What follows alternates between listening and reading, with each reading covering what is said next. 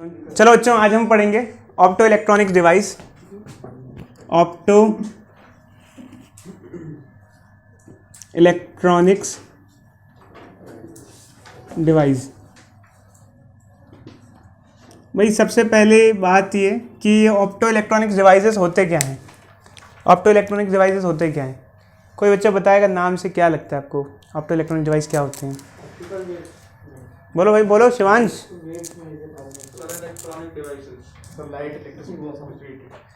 Opto क्या होता है? लाइट, ईएम वेव, लाइट से रिलेटेड जो इलेक्ट्रॉनिक डिवाइसेस हैं वो ऑप्टो इलेक्ट्रॉनिक डिवाइसेस आते हैं। इसमें से फर्स्ट हुआ एलईडी, सेकंड हुआ सोलर सेल और थर्ड हुआ फोटो डायोड। ठीक है, किसी भी ऑर्डर में ले सकते हो आप। तो तीनों क्या होते हैं बच्चों, हम देखते हैं कि करके। पहला हमारा काम है फोटो डायोड का। एग्जामिनेशन में जब कभी आपके पास क्वेश्चन आए तो एक चीज़ का जरूर ध्यान रखना कि आपको पता होना चाहिए कि किसी भी डिवाइस का मेन बेसिक फंक्शन क्या है। तो हम जब फोटो डायोड की बात करते हैं तो इसका बेसिक फंक्शन है लाइट डिटेक्शन। क्या काम होता है बच्चों? लाइट डिटेक्शन, लाइट को डिटेक्ट करना। तो जो सबसे बेसिक काम होता है फोटो डायोड का होता है लाइट डिटेक्शन। लाइट डिटेक्ट करता है, लाइट सेंस करता है। और सोलर सेल का काम क्या होता है, कोई बच्चा बताएगा?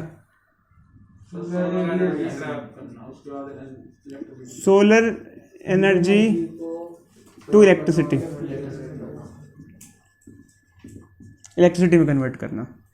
एलईडी क्या होता है, इसकी फुल फॉर्म क्या होती है? Light emitting diode. ये क्या करता है बच्चों?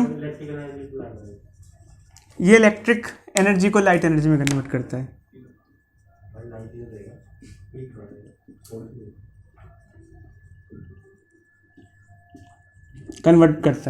तो ये तीन डिवाइस का बेसिक फंक्शन है बच्चों। ठीक है, आगे बढ़े। आगे बढ़े बच्चों। तो हम एक एक करके पढ़ेंगे बच्चों कि कैसे कैसे कौन कौन से डिवाइस काम करता है। तो पहला डिवाइस हमारे नोट्स के हिसाब से है photo diode. Photo diode basic diode ही होता है बच्चों। जितने भी ऑप्टो इलेक्ट्रॉनिक डिवाइसेस होते हैं वो सारे के सारे पीएन जंक्शन डायोड होते हैं। ऑल ऑप्टो इलेक्ट्रॉनिक्स डिवाइस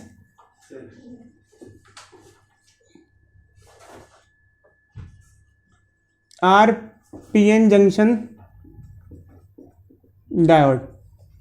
सारे के सारे ऑप्टो इलेक्ट्रॉनिक डिवाइस कैसे होते हैं? पीएन जंक्शन डायोड होते हैं। ठीक है बच्चों, बेसिक पीएन जंक्शन डायोड जैसा होता है वो वैसे ही होते हैं, कोई खास फर्क नहीं होता है उनमें।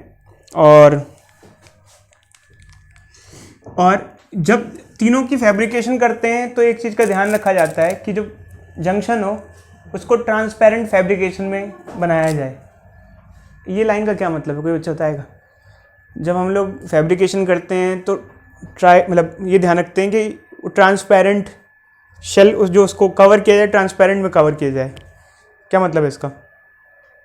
छोटा एलईडी देखा है बच्चों? छोटा एलईडी अगर ट्रांसपेरेंट नहीं होगा तो लाइट बाहर नहीं आएगी।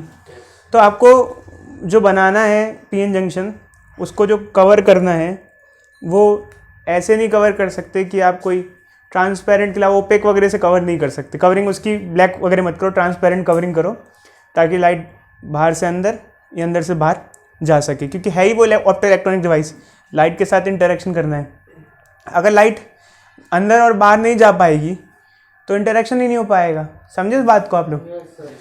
तो ये चीज़ का ध्यान रखा जाता है तीनों के फैब्रिकेशन के वक्त। अब हम बात करते हैं सबसे पहले इसके अंदर फोटो डायोड की। तो बच्चों फोटो डायोड हमने बताया अभी आपको क्या काम करता है फोटो डायोड का। फोटो डायोड का क्या फोटो डायोड जो होता है ये लाइट डिटेक्शन करता है।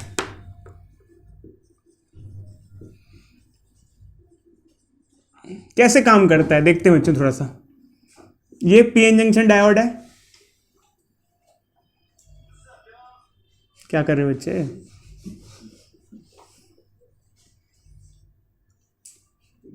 ये पीएन जंक्शन डायोड है। ठीक है। और इसके अंदर क्या है बच्चों, जंक्शन पे लाइट फॉल करेगी। अब होता क्या है बच्चों, जब जंक्शन पे लाइट फॉल करती है तो यहाँ पर जो मैंने बताया था कि सिलिकॉन सिलिकॉन बॉन्ड्स होते हैं, बॉन्ड्स जो होते बने होते हैं, बॉन्ड टूटते हैं। जब सिलिकॉन सिलिकॉन बॉन्ड टूटेंगे, यहाँ इस पर जब लाइट पड़ेगी पूरे पे, तो सिलिकॉन सिलिकॉन बॉन्ड टूटेंगे तो क्या प्रोड्यूस होगा, electron and hole pair produce होगा। मैंने आपको सबसे पहली बार जब मैंने सेमीकंडक्टर पढ़ाया था तो मैंने बताया था कि जो प्योर सेमीकंडक्टर्स होते हैं, जो सिलिकॉन सिलिकॉन या जर्मेनियम से बने होते हैं, इनके अंदर कोवेलेंट बॉन्डिंग होती है। इनके अंदर कौन सी बॉन्डिंग होती है, कोवेलेंट। किसकी, आइदर सिलिकॉन सिलिकॉन और जर्मेनियम जर्मेनियम की। तो अगर बॉन्ड टूटेंगे, लाइट पड़ेगी, लाइट आपको पता है लाइट एक एनर्जी है, जब पड़ेगी तो बॉन्ड टूटेंगे, बॉन्ड टूटेंगे तो इलेक्ट्रॉन और होल पेयर प्रोड्यूस होगा, इलेक्ट्रॉन और होल पेयर प्रोड्यूस होगा तो बैटरी उसको अपनी तरफ खींचेगी, और जब एक्स्ट्रा चार्ज कैरियर आएंगे तो उससे करंट में चेंज देखने को मिलेगा। अब ये करंट में चेंज क्या होता है, देखो बच्चों, जैसे मान लो लाइट नहीं है तो भी सर्किट में कुछ करंट फ्लो करेगा। क्यों करेगा भाई सर्किट में करंट, बताओ। अगर लाइट नहीं है तो भी सर्किट में करंट क्यों फ्लो करेगा, क्योंकि ये डायोड है और इसमें बैटरी से कनेक्टेड है, बट ये कैसे बायस्ड है फिलहाल, रिवर्स बायस। अभी हम आपको बताएंगे कि हम लोग जब फोटो डायोड की स्टडी करते हैं तो उसको रिवर्स बायस में ही कनेक्ट करते हैं, बताएंगे। करंट तो नॉर्मली फ्लो करेगा ही, चाहे आप आइदर फॉरवर्ड बायस में लगाओ चाहे रिवर्स, क्योंकि बैटरी से डायोड को आपने क्या किया है, कनेक्ट किया है। Battery, diode is connected with battery. अब बात यह है बच्चों कि करंट चेंज होगा जब लाइट फॉल करेगी।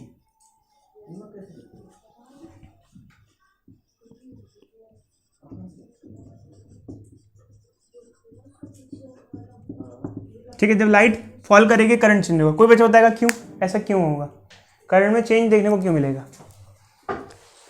करंट में थोड़ी बढ़ोतरी देखने को मिलेगी, क्यों, क्या कारण है इसका।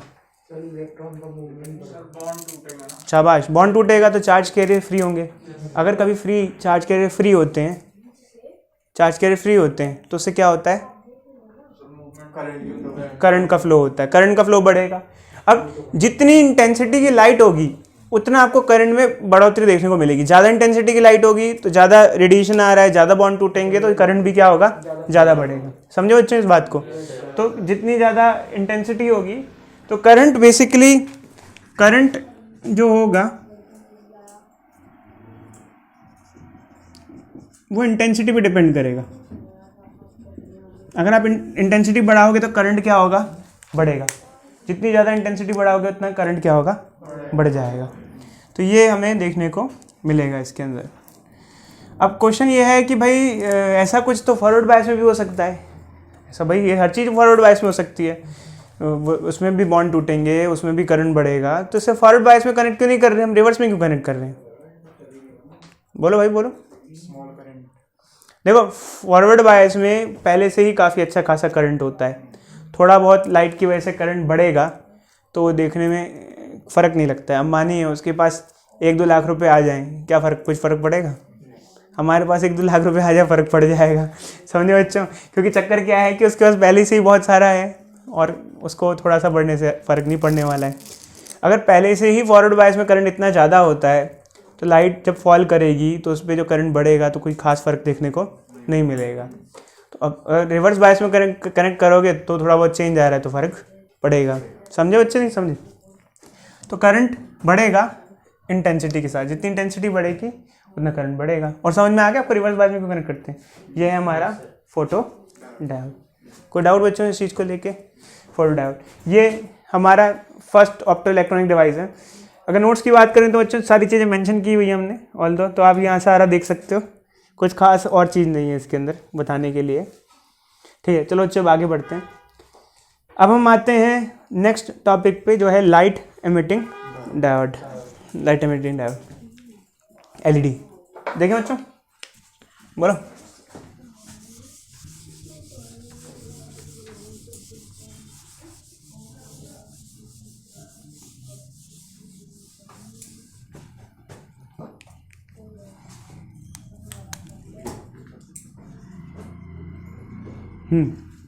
देखो भाई एलईडी भी इतनी बहुत ज़्यादा है, एनफ है, मतलब बस आपको बेसिक पॉइंट जो मैंने बताया वो काफ़ी है। ठीक है, देखो बच्चे, सबसे पहले फोटोडायोड होता क्या है, बस एक लाइन में आपको पता होना चाहिए। दूसरा, फोटोडायोड बायसिंग में कैसे कनेक्टेड होता है आपको पता होना चाहिए। क्यों रिवर्स बायस में कनेक्टेड होता है ये आपको पता होना चाहिए। क्यों करंट में इंक्रीज देखने को मिलता है ये आपको पता होना चाहिए।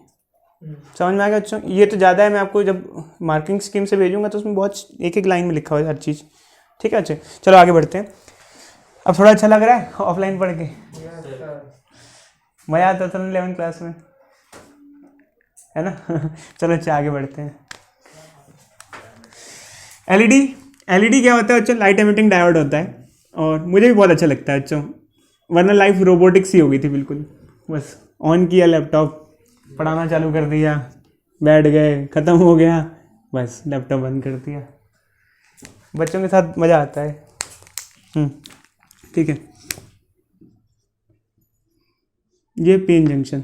ठीक है, अब एलईडी जो होता है आपको जैसे पता है, ये लाइट एमिटिंग डायोड है।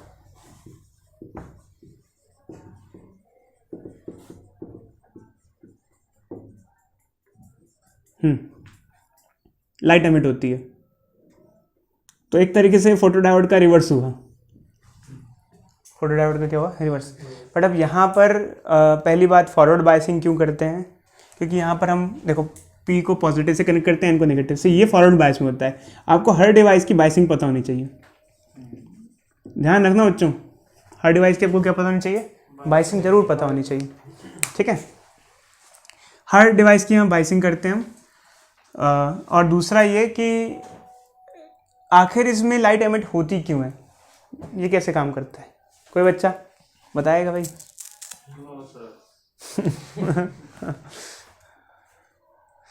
कोई थॉट बच्चे? सर जब रेडिएशन पड़ती है तो इलेक्ट्रॉन नहीं होते?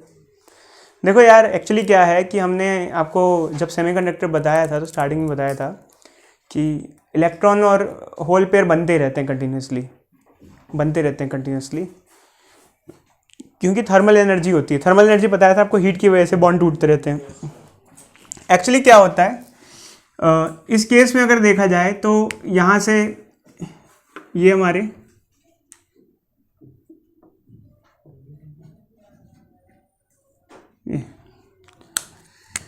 ये मान लो है पॉजिटिव नेगेटिव। ठीक है बच्चे, अब क्या होगा, यहाँ से हमारे इलेक्ट्रॉन जाएंगे, यूँ जाएंगे, इसके साथ क्या होंगे? कंबाइन होंगे, और जब कंबाइन होंगे तो एनर्जी रिलीज होगी। देखो बच्चे, एक चीज़ ध्यान रखना, जब कोई चीज़ अनस्टेबल होती है तो एनर्जी देनी पड़ती है, और स्टेबल होती है तो एनर्जी रिलीज करती है। तो जब इलेक्ट्रॉन आयन से कंबाइन होगा तो क्या वो अनस्टेबल होगा या स्टेबल होगा? स्टेबल होगा ना, आयनिक फॉर्म से वो स्टेबल में जा रहा है, तो क्या होगा इसमें क्या होगा? एनर्जी क्या होगी? एनर्जी रिलीज होगी।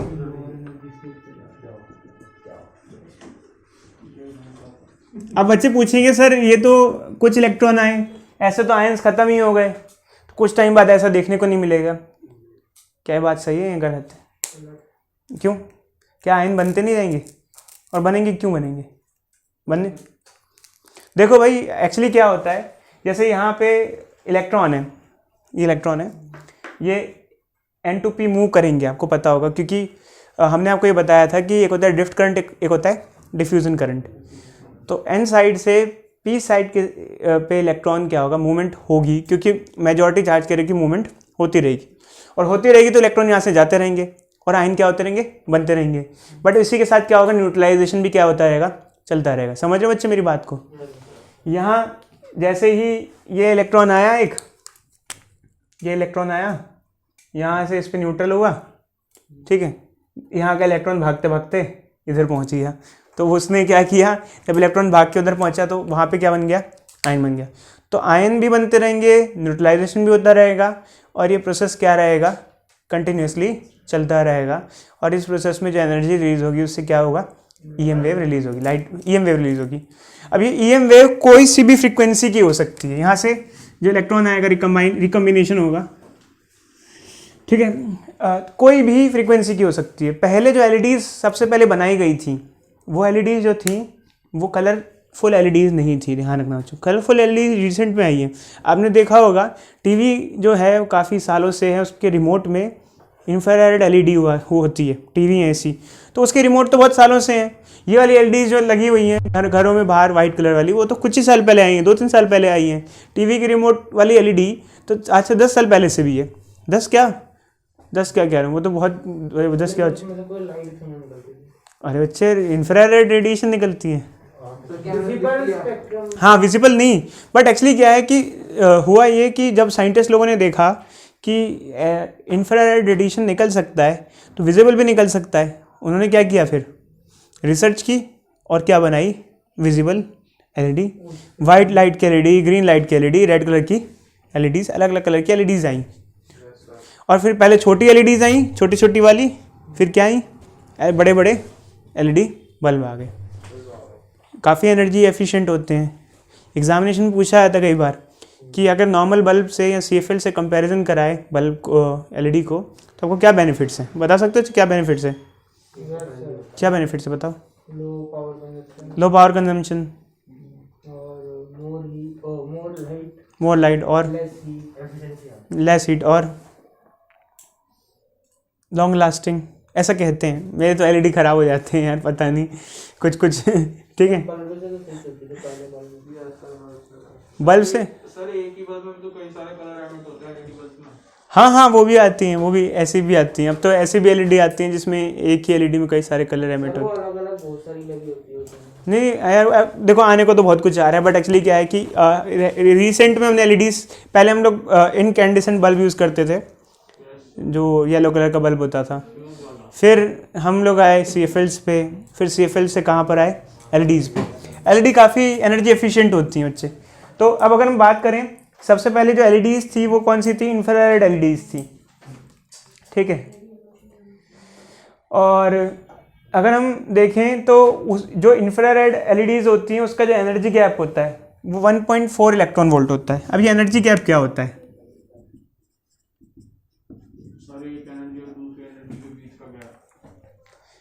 एनर्जी गैप वही बच्चे जो हम डिस्कस कर रहे थे अभी कि मतलब इलेक्ट्रॉन का फ्री होने में जो एनर्जी बैंड गैप होता है उसको ही हम ये कहते हैं। देखो बच्चे, एक्चुअली क्या होता है कि कभी भी कंडक्शन की बात की जाए तो कंडक्शन के लिए फ्री इलेक्ट्रॉन्स होना बहुत ज़रूरी होता है। अगर फ्री इलेक्ट्रॉन्स नहीं होंगे तो कंडक्शन नहीं होगा। और अब जैसे एनर्जी गैप जो होता है वो अलग अलग मटेरियल के लिए अलग अलग होता है। जैसे किसी में इलेक्ट्रॉन को फ्री होने के लिए ज़्यादा एनर्जी चाहिए, तो किसी मटेरियल में इलेक्ट्रॉन को फ्री होने के लिए कम एनर्जी चाहिए। या फिर ये भी कह सकते हो कि किसी में इलेक्ट्रॉन जब कंबाइन करता है, एनर्जी गैप सिर्फ ये नहीं होता कि फ्री होने के लिए, जब कंबाइन होता है तो उतनी एनर्जी रिलीज़ भी होती है। तो जैसे यहाँ पर अगर आप नोट्स देखो तो नोट्स में दिया हुआ है गैलियम आर्सेनाइड जो होता है वो मोस्टली हम लोग यूज़ करते थे सबसे पहले, उसका एनर्जी बैंड गैप होता है 1.4 इलेक्ट्रॉन वोल्ट।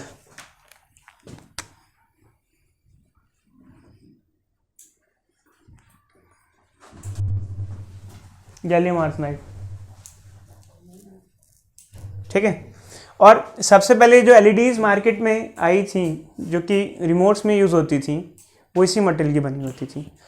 इस मटेरियल के करस्पॉन्डिंग जो फ्रीक्वेंसी बनती है वो है इंफ्रा रेड। कारण क्या है कि ये एनर्जी गैप काफ़ी कम है। इंफ्रा रेड रेडिएशन की जो एनर्जी होती है वो विजिबल लाइट से कम होती है। आपका मटेरियल जितना एनर्जी गैप वाला होगा वो उतनी हाई फ्रीक्वेंसी की रेडिएशन छोड़ेगा गैलियम आर्सेनाइड से ऊपर। तो बाद में क्या बनाया गया बच्चों, बाद में ये इससे हमारा विजुअल में काम नहीं चल रहा था तो हमने बनाई gallium arsenide phosphide, gallium arsenide phosphide. खैर अब तो यार इतना हम क्या बताएं, इसमें कई सारे कुछ भी आप देखो और भी मटेरियल आ चुके हैं। इसका फॉर्मूला है, याद इतना नहीं करना पड़ेगा बच्चों, ये मत सोचना याद करके जाना पड़ेगा, बस ये पता होना चाहिए आपको। और इसकी जो एनर्जी गैप है वो विजिबल रेंज में फॉल कर रहा है। अब कई बार बच्चे कहते हैं सर ये एनर्जी गैप विजिबल रेंज में, इसका मतलब समझ में नहीं आ रहा है। देखो भाई, जब इलेक्ट्रॉन कंबाइन होगा होल के साथ तो एनर्जी रिलीज़ होगी, वो एनर्जी इतनी रिलीज़ होगी, तो जो एनर्जी रिलीज़ होती है वो होती है E=hν। अगर एनर्जी ज़्यादा होगी तो हाई फ्रीक्वेंसी होगी, एनर्जी कम होगी तो फ्रीक्वेंसी कम होगी। फ्रीक्वेंसी कम होगी तो इंफ्रारेड हो गई, अगर फ्रीक्वेंसी ज़्यादा हुई तो क्या हुई, विजिबल लाइट। समझे या नहीं समझे बच्चों? High frequency visible, low frequency infrared. पहले इंफ्रारेड एलईडीज आती थी, फिर ऐसे मटेरियल की तलाश की गई जिसका एनर्जी गैप क्या हो, ज़्यादा हो। ज़्यादा एनर्जी गैप होगा तो क्या होगा, ज़्यादा फ्रीक्वेंसी का रेडिएशन होगा। बस यही है बच्चे। खैर इतना सिंपल नहीं होता है जितना बता रहे हैं बच्चे, बस ये बेसिक तौर पे यही है हमारे।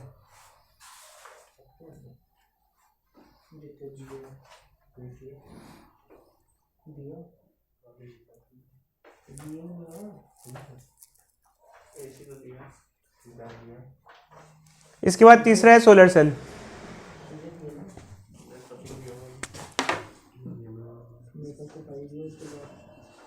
सोलर सेल की कोई बाइसिंग होगी? सोलर सेल की बाइसिंग करेंगे क्या? सोलर सेल क्या करता है? लाइट को किस में कन्वर्ट करता है? इलेक्ट्रिसिटी। इसके अंदर कोई बाइसिंग नहीं करते, क्यों? कोई बाइसिंग क्यों नहीं करते बताओ? हम इसमें बैटरी कनेक्ट नहीं करते, ये हमको उल्टा इलेक्ट्रिसिटी देता है, हम इसको पावर सप्लाई नहीं देते। बाइसिंग तो उन चीज़ की जाती है जिसको हम पावर सप्लाई दे रहे हो, जैसे कि फोटो डायोड हो गया, या फिर क्या हो गया, या एलईडी हो गया। बट इसकी ये तो हमें उल्टा इलेक्ट्रिसिटी जनरेट करके देता है। देखो बच्चे, एक्चुअल में सोलर सेल काफ़ी कॉम्प्लेक्स होता है, बट अभी तो फिलहाल हम बस बेसिक आइडिया दे रहे हैं कि सोलर सेल क्या होता है। सोलर सेल जो बना होता है वो मेनली गैलियम आर्सेनाइड से अच्छा बनता है। कारण क्या है, गैलियम आर्सेनाइड और कोई मटेरियल क्यों नहीं चूज़ करते? सन से जो ज़्यादातर रेडिएशंस आते हैं वो कौन से होते हैं? सन से गामा रेज भी आती हैं, एक्स रेज भी आती हैं, वाइट कलर भी आती है, यूवी रेज भी आती है, इंफ्रारेड भी आती है। बट सन से जो सबसे ज़्यादा आती है वो होती है इंफ्रा रेड रेडिएशन। अब बच्चों होता क्या है कि ये इंफ्रारेड रेडिएशन गैलियम आर्सेनाइड से काफ़ी मैच करता है। आपने देखा होगा, अभी भी एलईडी हमने बताया था।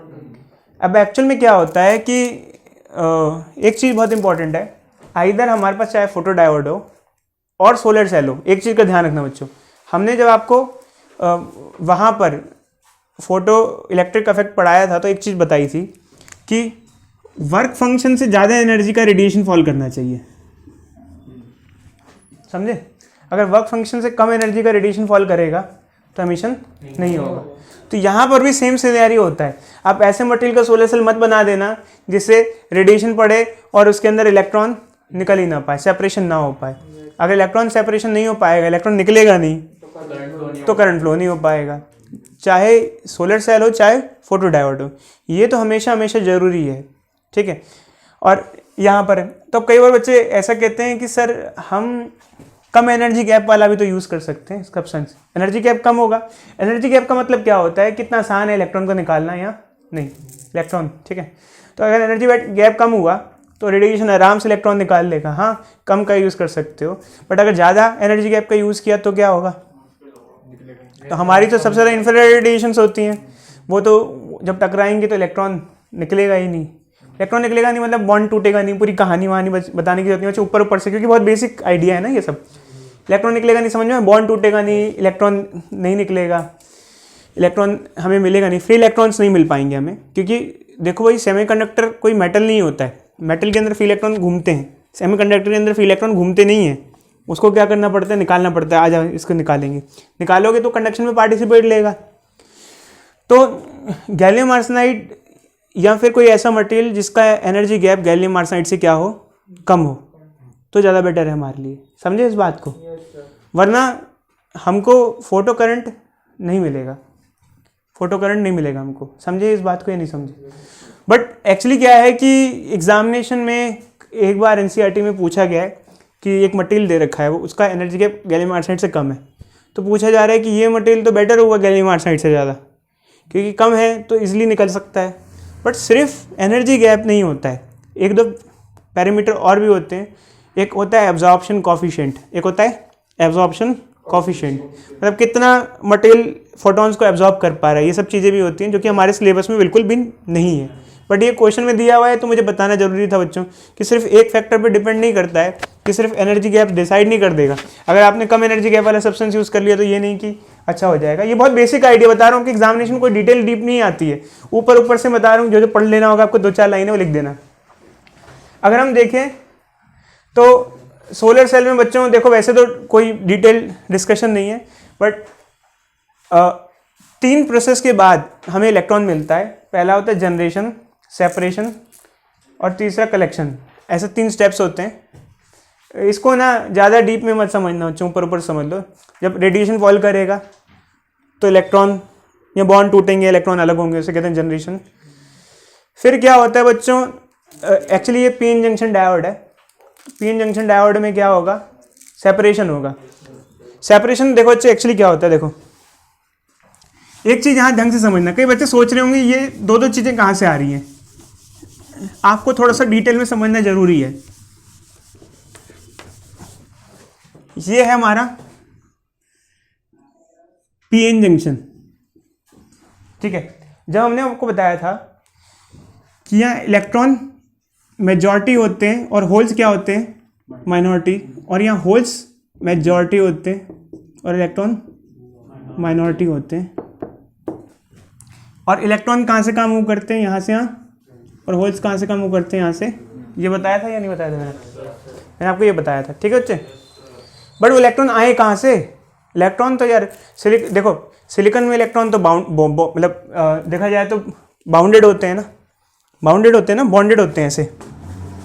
फिर वो फ्री इलेक्ट्रॉन आया कहाँ से, इलेक्ट्रॉन जा कैसे रहे, यहाँ तो डोपिंग की गई है और यहाँ तो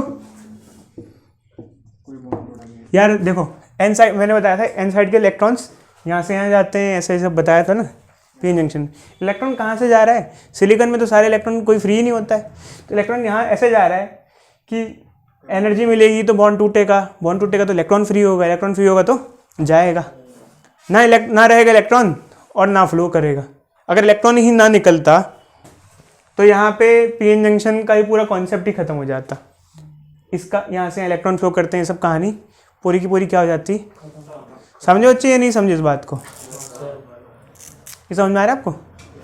इलेक्ट्रॉन है तभी तो ये सब कुछ हो रहा है, समझे नहीं समझे।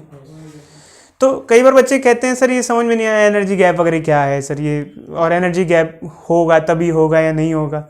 देखो भाई पीएन जंक्शन डायोड है, चार्ज कैरियर का फ्लो होना है, और फ्लो तब तक नहीं होगा जब तक फ्री इलेक्ट्रॉन ना हो, और इलेक्ट्रॉन फ्री तभी होंगे जब उसको एनर्जी मिलेगी और बॉन्ड टूटेंगे।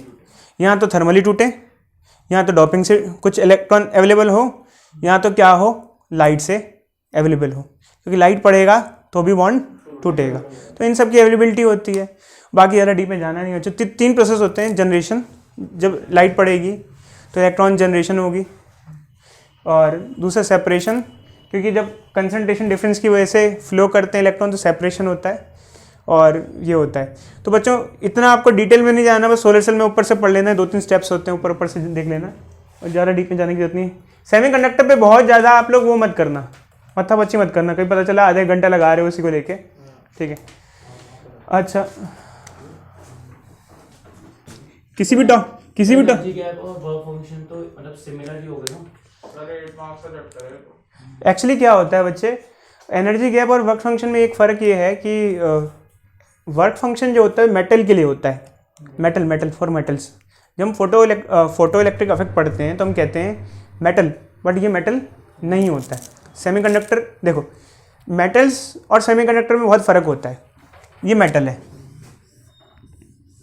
ठीक है, इसके अंदर तो फ्री इलेक्ट्रॉन वैसे ही होते हैं। जैसे मान लो क्या होगा आयरन, तो आयरन में क्या होगा, हीट के मारे इलेक्ट्रॉन फ्री होते हैं, इधर उधर होते हैं, ठीक है, ठीक है। और रेडिएशन फॉल करेगा, फोटोन फॉल करेगा और इलेक्ट्रॉन निकल आएगा यहाँ से। ये हुआ photo electric effect. Photo electric effect is only valid for, mainly use for metals. किसके लिए यूज़ करते हैं, मेटल्स। और एनर्जी गैप का जो कॉन्सेप्ट है वो सेमीकंडक्टर्स में डिफाइन किया जाता है। लगभग थोड़ा बहुत सेम होता है, मिलता जुलता ही है, बट 100% सेम नहीं है। मतलब यार देखो बात तो देखो, कई बच्चे कहते हैं कि सर सोलर सेल में फोटो इलेक्ट्रिक इफेक्ट ही तो हो रहा है एक तरीके से, बट यार फोटो इलेक्ट्रिक इफेक्ट भी जो हम बेसिकली डिफाइन करते हैं वो मेटल्स के लिए करते हैं। सेम कॉन्सेप्ट तो है ही है ना, है तो same concept. Photo electric effect में क्या होता था, लाइट फॉल करती थी, इलेक्ट्रॉन निकलता था, बट वो मेटल्स के लिए ज़्यादा डिफाइन किया जाता है। और ये किसके लिए डिफाइन करते हैं हम, ये सेमीकंडक्टर्स के लिए डिफाइन करते हैं। समझे नहीं समझे। चलो बच्चों मैं आपको एक टास्क देता हूँ, सोलर सेल हमें बनाना है, हमें सेमीकंडक्टर क्यों चूज़ किया, मेटल क्यों नहीं चूज़ किया? ये आपको एक क्वेश्चन दे रहा हूँ यार। देखो फोटो इलेक्ट्रिक इफेक्ट अगर देखा जाए तो इसमें होता है, मेटल्स में होता है। तो मेटल से आप बना लो सोलर सेल।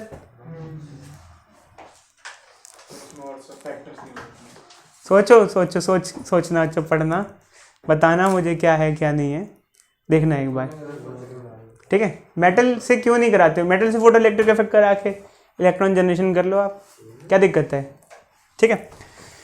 तो ये कहानी बच्चों। और इसके बाद देखा जाए तो हाँ, एक चीज़ बतानी बच्चे, एक ग्राफ काफ़ी इंपॉर्टेंट है बच्चों। इस ग्राफ को ना देख लो अच्छे से।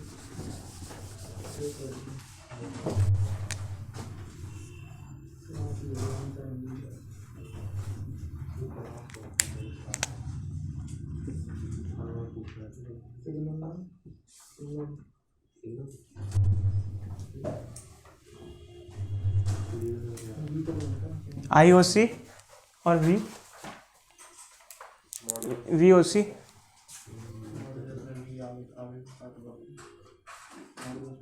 देखो बच्चे ग्राफ है, जो सोलर सेल का ग्राफ है, इधर देखो बच्चे, IV graph for solar cell, समझे बच्चों? सोलर सेल के लिए ग्राफ है, और इसके अंदर ये दो पॉइंट्स को जानना आपको बहुत जरूरी है, VOC और ISC। OC is open circuit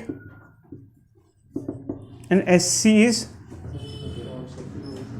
short circuit. अभी होता क्या है, देखो बच्चों, जैसे मान लो आपने एक सोलर सेल लगाया छत पर और उसकी वायरिंग नहीं की, क्या आपको इलेक्ट्रिसिटी मिल जाएगी? क्यों? फिर क्या हो रहा होगा? सर्किट पूरा नहीं है, बट वोल्टेज तो जनरेट हो रही होगी ना। देखो स्विच है, कोई एक स्विच है, देखो बच्चे ये स्विच है, नहीं बच्चे खुद स्टोर नहीं कर सकता, बैटरी लगानी पड़ती है। अरे बच्चे बट सोलर सेल बस नाम उसका सोलर सेल है, उसमें बैटरी लगानी पड़ती है। आइदर देखो सोलर सेल जो भी है, आइदर उसको पावर ग्रिड से कनेक्ट करो, पावर ग्रिड पता है ना आपको, ग्रिड से कनेक्ट कर दो, ग्रिड से। ग्रिड मतलब कि आपको पता है अभी इंडिया बहुत आगे पहुंच गया है सोलर सेल में। अब हम ज़्यादातर काफ़ी ज़्यादा इलेक्ट्रिसिटी सोलर सेल से प्रोड्यूस कर रहे हैं, पता है आपको।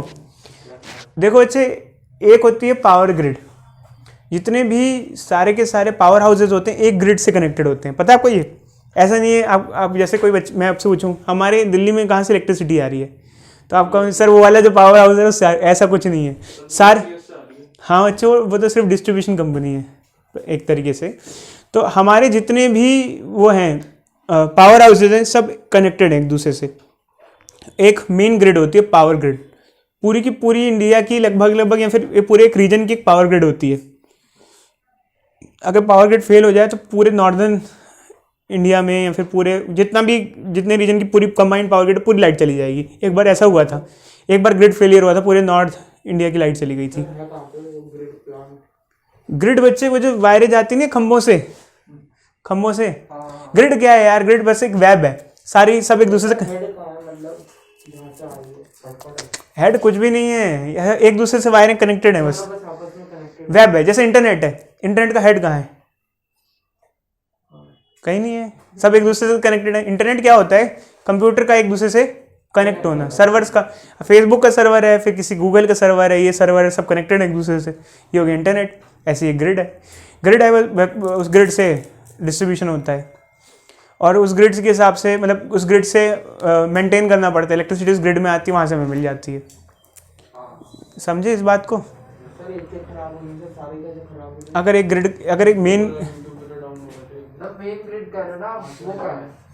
मेन ग्रिड कहाँ है यार? पावर ग्रिड नाम की कंपनी है, वो मेन ग्रिड को ऑपरेट करती है, उनके लोगों को पता होगा कि मेन ग्रिड कहाँ है। खैर वैसे अगर जैसे जहाँ पे बहुत ज़्यादा सेफ्टी होती है वहाँ पे, मतलब जैसे जो कुछ खास इंपॉर्टेंट जगह होती है ना, तो जाया नहीं जा सकता है, क्योंकि टेररिस्ट अटैक का खतरा सबसे ज़्यादा ऐसी जगहों पे होता है, ठीक है। मेन ग्रिड होती है, ठीक है। एक होता है ओपन सर्किट, एक होता है शॉर्ट सर्किट। ओपन सर्किट क्या है कि जैसे मान लो कि ये हमारे पास ये है सोलर सेल और ये जैसे है स्विच, अभी ये कनेक्टेड नहीं है, ये ओपन है, ये क्या है ओपन है, बट ओपन में भी वोल्टेज है, वोल्टेज तो है ना, इसे कहते हैं ओपन सर्किट वोल्टेज। बट इस टाइम आपने देखा कि यहाँ पे करंट नहीं है, करंट नहीं, क्यों नहीं है करंट बताओ? सर्किट क्लोज नहीं है, सर्किट पूरा नहीं है, तो करंट फ्लो नहीं करेगा, इसे कहते हैं ओपन सर्किट वोल्टेज। वोल्टेज तो है बट करंट नहीं है, समझे नहीं समझे बच्चे? बट जैसे ही आपने इसको किसी अप्लायंस से कनेक्ट कर दिया, आपने फैन लगा दिया, बल्ब लगा दिया, कुछ लगा दिया, ये यहाँ आ जाएगा, इसे कहेंगे शॉर्ट सर्किट करंट। क्या कहेंगे बच्चों? Short circuit. अब क्वेश्चन मेरा ये कि ठीक है सर्किट कंप्लीट हो गया, करंट तो फ्लो कर रहा है, बट क्वेश्चन ये है करंट तो फ्लो कर रहा है बट वोल्टेज जीरो क्यों हो गई? यहाँ पर वोल्टेज जीरो क्यों हो गई? सर वोल्टेज डिफरेंस बराबर, डिफरेंस जीरो हो गया।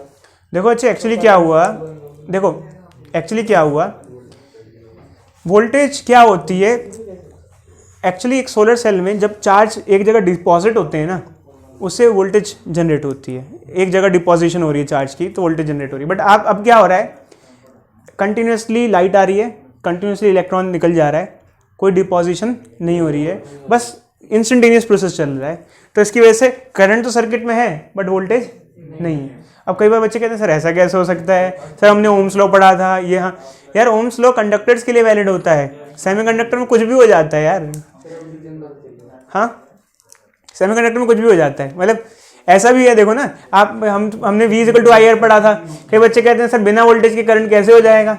भाई यहाँ हो रहा है, कैसे हो रहा है? इंस्टेंटेनियस प्रोसेस है, रेडिएशन फॉल कर रहा है, इलेक्ट्रॉन निकल रहा है। वोल्टेज तो तब होती है जब इलेक्ट्रॉन का एक्यूमुलेशन हो, चार्ज का एक्यूमुलेशन एक जगह पर हो। समझ में आया बच्चों? ये नहीं आया? बैटरी में वोल्टेज होती है क्यों? क्योंकि बैटरी में चार्ज स्टोर होता है। क्या समझ में आ गया बच्चों? फैन की जगह बैटरी लगा दी तो, हाँ बच्चे, फैन की जगह बैटरी लगा दी तो वोल्टेज स्टोर करेगी।